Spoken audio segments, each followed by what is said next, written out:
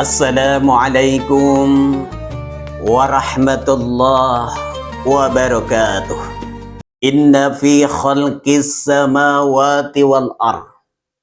Sesungguhnya di dalam penciptaan langit dan bumi, wahtilafil laili wan nahar, dan bergantinya malam dan siang, la ayatin liulil albab, adalah tanda kebesaran Allah bagi orang-orang yang cerdas atau ulil albab. Allazina yazkurunallaha qiyama, yaitu orang-orang yang senantiasa mengingat Allah, baik dalam keadaan berdiri, wa qu'udan, dan dalam keadaan duduk, wa ala junubihim, dan dalam keadaan berbaring.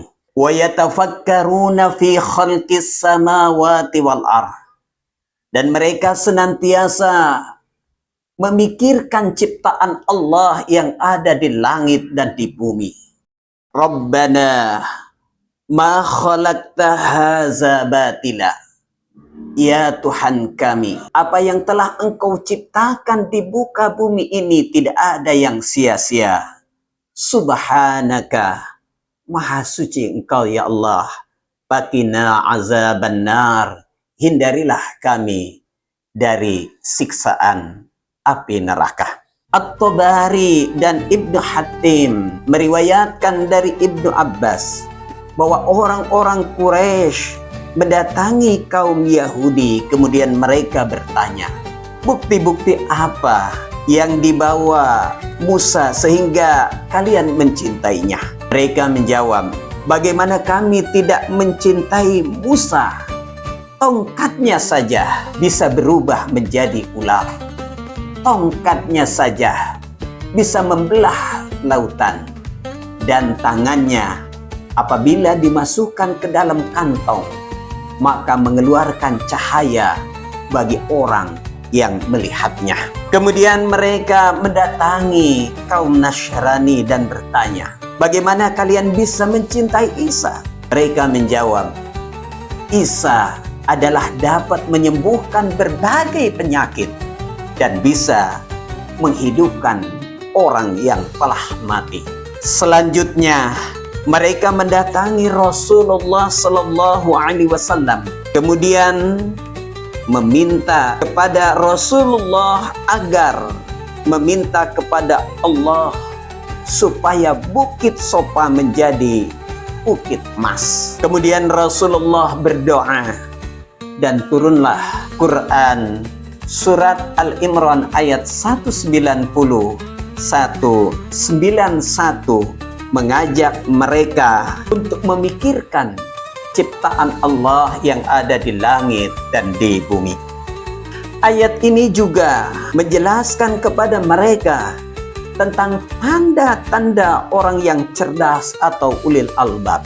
Yang pertama, orang yang cerdas adalah orang-orang yang senantiasa mengingat Allah dalam berbagai situasi dan kondisi, baik dalam keadaan berdiri, duduk, maupun dalam keadaan berbaring. Yang kedua, senantiasa memikirkan ciptaan Allah yang ada di langit dan di bumi. Dan yang ketiga, senantiasa berdoa dengan doa, ya Tuhan kami, apa yang telah Engkau ciptakan di muka bumi tidak ada yang sia-sia. Maha suci Engkau ya Allah, hindarilah kami dari siksaan api neraka. Dalam riwayat dari Aisyah bahwa suatu malam Rasulullah Sallallahu Alaihi Wasallam meminta izin untuk bermunajat, beribadah kepada Allah.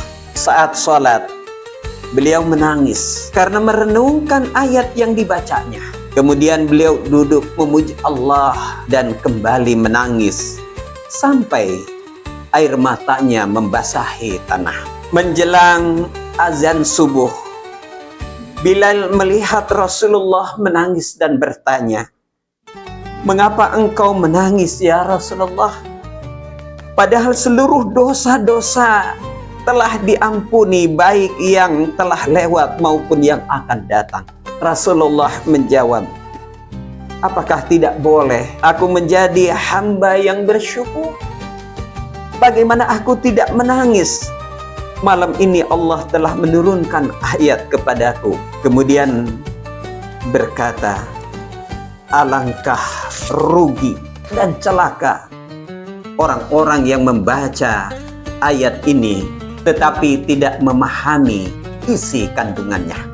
Banyak orang yang berpendapat orang cerdas adalah orang yang cepat hafalan dan hitungannya sehingga disebut jenius. Orang yang memiliki berbagai disiplin ilmu serta menguasai sains dan teknologi.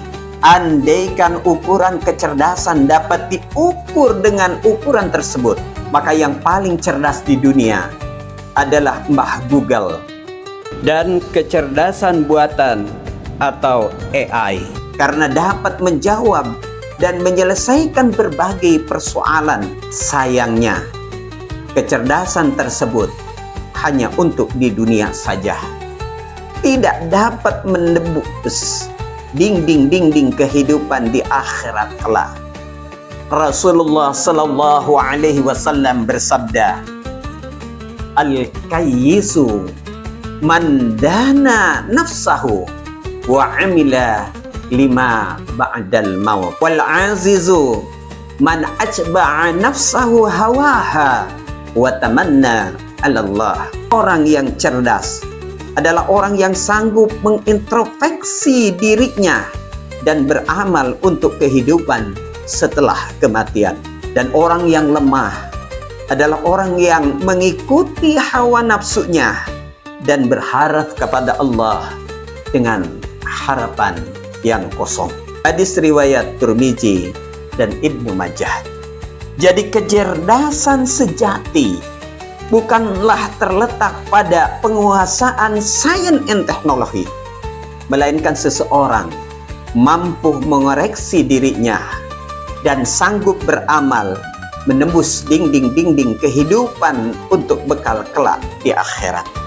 Mudah-mudahan kita termasuk orang-orang yang cerdas, yang tidak hanya mementingkan kepuasan hawa nafsu di dunia, melainkan sanggup beramal untuk bekal kelak di akhirat setelah mati. Amin ya Allah ya Rabbal Alamin. Wassalamualaikum warahmatullahi wabarakatuh.